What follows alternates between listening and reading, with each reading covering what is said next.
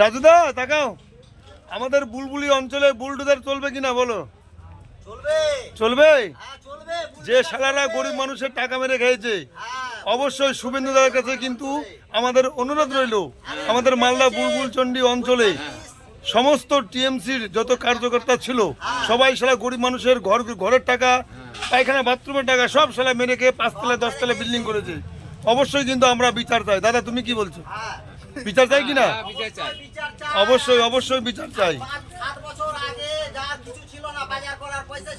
হ্যাঁ